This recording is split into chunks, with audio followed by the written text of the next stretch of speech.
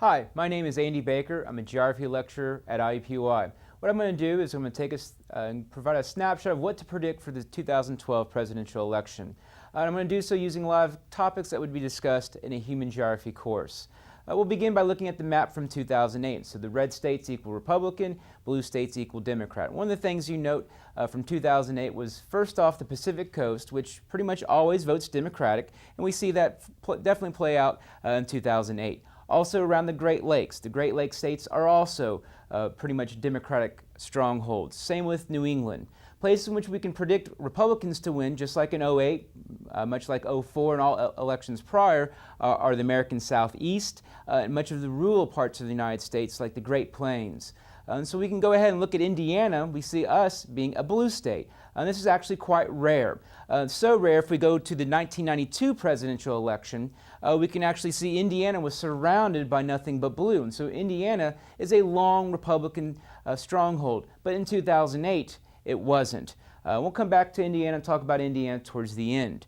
So this is from the 1992 presidential election. One thing you note, if you look at this and compare it to the previous, we see it very similar as far as America is pretty much 50-50. All of our elections are 50-50, and so they're won by very small margins. And so it's those small margins which are key to understanding what will happen in 2012. And we'll begin by looking at ethnic minorities. In 2008 compared to 2004, you really saw a huge increase amongst all ethnic minorities, particularly African Americans. And so African Americans, 89% for Kerry in 2004, and then by 2008, an increase to 96%. 96% is a huge margin in any type of election. So when you have 96% of a particular group voting one way, that is a massive voter turnout. Further, Latinos. Latinos in 2012 will also play a key role. In 2008, they definitely played a key role, a 13% increase from 2004. Further, Asians will also play a key role, but the African American voter turnout and Latinos, as we'll showcase at the end, are two key groups when we think about what will happen in 2012. This is a map that shows, well, what if all people that voted were only young people? And this really shows that young people in 2008, but overwhelmingly just in general, tend to vote Democrat. And so we can see that nothing but blue on this map here. And that illustrates the whole Democratic stronghold amongst that youth population. So what will happen in 2012? One of the things we're seeing is graduates from college aren't finding jobs. And so will those same people be still energized to go out and vote for the Democratic candidate like they did in 2008? We will see. Further, this group really turned out in large numbers, and so not only did young people who typically go Democratic, not only did they come out in large numbers, but this, we think about the massive, colleges that had grassroots campaigns that were getting all kinds of young people to go vote, and we really see that play out when we look at the demographics. This shows demographics, and this shows the baby boom we can see in the top box, and then the baby boom's kids, the echo boom, here in the bottom box. And so for the first time, we saw a group other than the baby boomers in the last 50 years play a key role in an election. We can see that here. And so that 18 to 24-year-old group, they are now eligible to vote. We can see that here. And so they had a much larger role than they would have in 2004, 2000, and beforehand, because now they're eligible to vote. And we'll see. Will this group come out in large numbers like it did in 2008? That'll be one of the keys that we'll look at towards the end.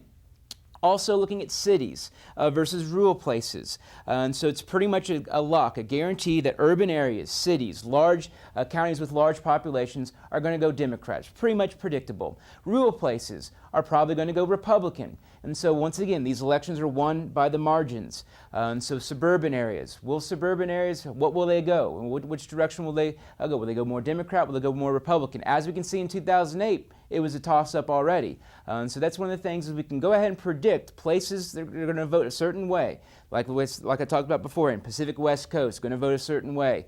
Cities, going to vote a certain way. Rural areas, going to vote very predictable patterns, but suburbs. Those are where the elections are going to be won. Further, when we look at education levels, very interesting pattern here. Those at the bottom of the education spectrum, no high school degree, and those at the top of the education spectrum with postgraduate degrees, PhDs, masters, and so forth, are more likely to vote Democrat. So as you increase in education, statistics show that you're more likely to vote Democrat. So once again, these elections are won by the margins. We can see, once again, college graduates, we can see this 50-50. And so we can see how it played out in 2008. But will these people who are just now, with that new degree, are they finding jobs? If they're finding jobs, they're probably going to be happy with the way things are. They're going to want everything to stay the same. But if they're not finding jobs, they're probably going to want change, which is something we saw in Indiana in 2008, which I'll get to here in a minute. One of the things is, this is a cool map that the New York Times did that shows the shift from 2004 to 2008. If we want to understand what's going to happen in 2012, we got to understand, well, what shift happened from 04 to 08. And first off, we see a lot of blue. And so, of course, because the Democratic candidate won, we're going to see a lot of blue on this map. And so where do we see it in particular? We see it in particular here in the Rust Belt, here in Indiana, Michigan, Ohio, Pennsylvania. What's happening there? Deindustrialization. Jobs have lost. Jobs have gone somewhere else.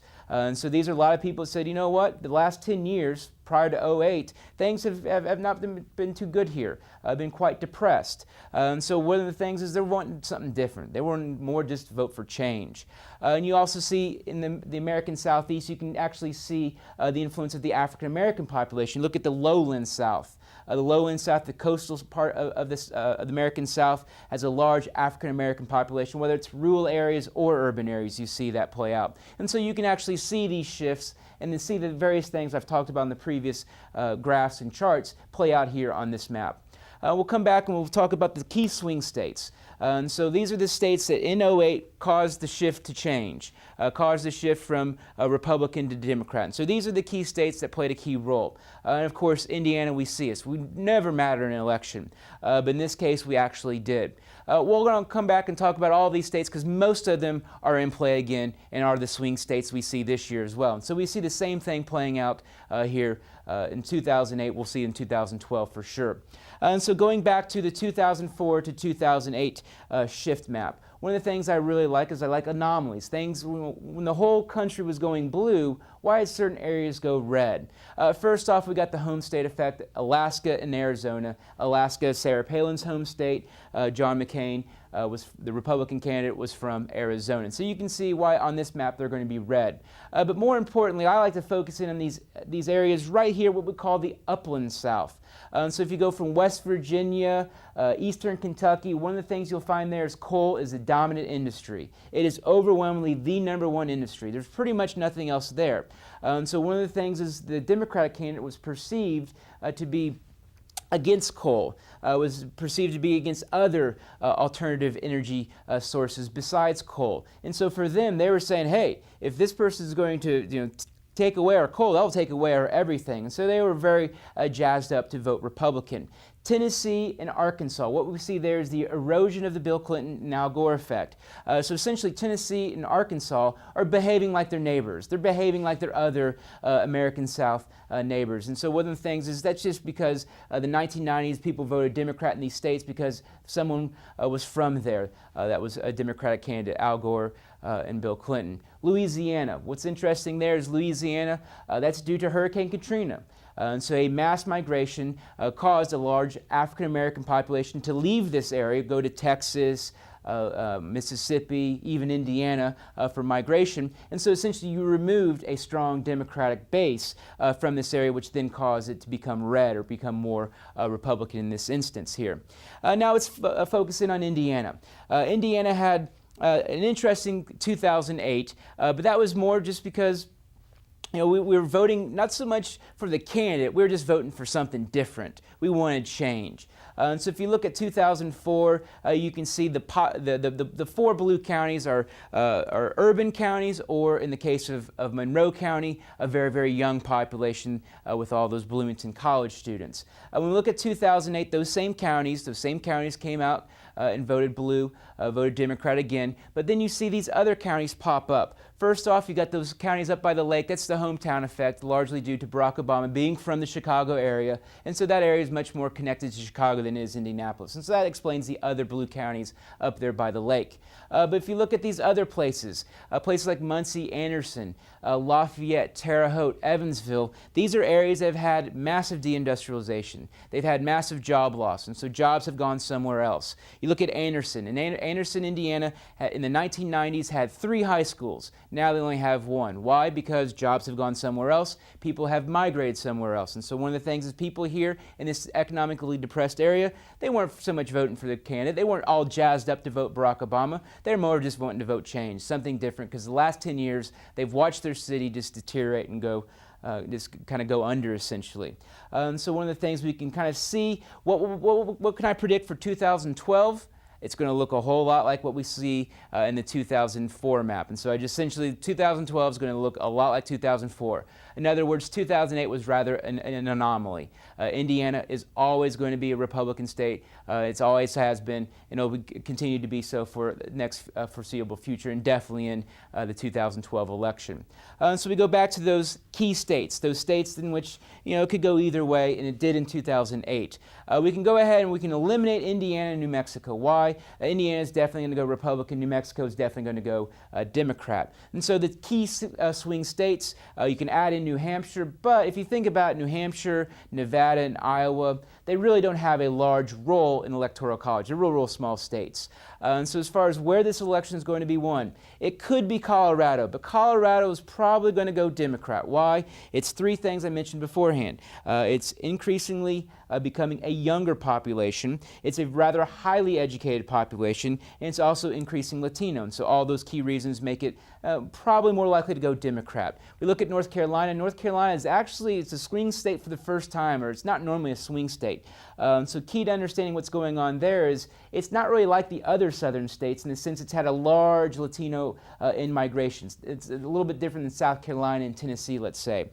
So one of the things is 1990 to 2010, one of the largest increases of population of Latinos was in North Carolina. And so we can see that play its effect, is what I mentioned beforehand, as far as that large increase in Latinos voting Democrat. Wisconsin, it's always a swing state. Wisconsins are pretty much people that show up to the polls and decide on election day who they're going to vote for. So it's very hard to predict. But from what we can see, it looks like Wisconsin's going to go Democrat, which makes sense why Mitt Romney, the Republican candidate, chose a Wisconsin native to be his vice president candidate. That makes sense because he was hoping to pull in those votes because Wisconsin, a key swing state. So where is this election going to be won? It's going to be won in 3 states. Florida, Ohio, and Virginia. And so all the resources, all the attention is going to be spent in these 3 states. And that makes sense. We see Florida was the site of a convention just like North Carolina. We saw the first debate was in Colorado. So we can see how these swing states play a key role. But Florida, Ohio, and Virginia, those are the 3 states to watch. So just like any football game, that's always, the pregame begins with these are the keys to the game. These are the keys right here to the 2012 election. First off, voter turnout. And so African Americans had a high voter turnout. That was largely due to very effective grassroots campaigns, especially in the local churches. Will that occur again here in 2012? Further, young people. Will the young people be as energetic about voting like they were in 2008? Or like I said beforehand, are their lives better off? Are they going to be kind of, well, I'm not really better off, I'm not going to go vote. And so that's going to be a key, is voter turnout. It's always a key for every election. Further, how do places change? For the most part, Indiana, we've been the same for the last 20, 30 years. Montana has been the same for the last 20, 30 years. How do places change? Migration. So as people move into an area or move out, it's going to play a key role in understanding the characteristics of the voters in each of those places. So migration, we can think of it 2 ways. We can think of internal migration, people leaving the Rust Belt, people leaving Pennsylvania, Ohio, Michigan, and going to where jobs are available in the Sun Belt, places like Texas, Florida, North Carolina, where there are jobs available.